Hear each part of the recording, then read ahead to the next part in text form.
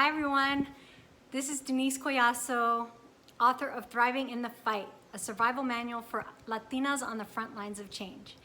Recently, I was talking with a group of women about my book, and somebody asked me, what do you mean when you say that part of thriving is loving past the negatives that hold you back?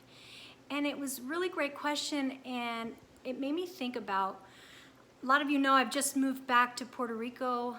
I'm here, we're waiting for our house to be ready. And it's extremely important for me to be back in Puerto Rico because when I looked back on my family history as part of writing the book, I knew it, but I didn't know it the way I do now.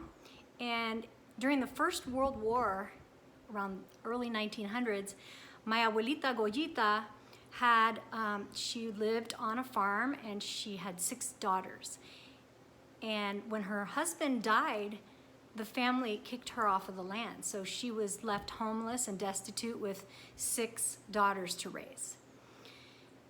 One of those daughters was my abuelita Lela. And I called her Lela because I couldn't say abuela, so she became Lela. Lela, when she was 37 years old, she had already had 6 children with her husband. And she made a really life-changing choice to leave Puerto Rico. She left a domestic abuse situation and moved her kids to New York City. One of those kids was my dad, Rafael. And I grew up in Castroville, California, in the farming community of Castroville.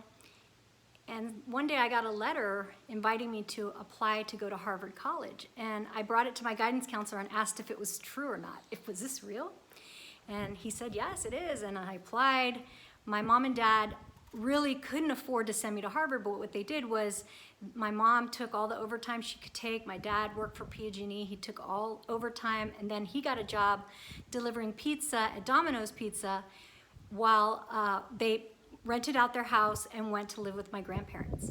So it was an extreme sacrifice for them to send me to Harvard, and in the end, they ended up declaring bankruptcy. Funny though, Harvard got all its money. For me, since the day I graduated Harvard, I knew my fight was gonna be in the streets with people like my abuelita, Goyita, my abuela Lela, my dad. He grew up in the South Bronx. And when this person asked me the other day about how do you love past the negatives that hold you back, it made me think that sometimes that is a generational effort. And so now I'm back in Puerto Rico. I moved back here, and it took 4 generations for our family to get back to Puerto Rico. And it took 4 generations for one of us to come back and take back a little bit of what was lost. And that, my friends, is what it looks like to love past the negatives that hold you back.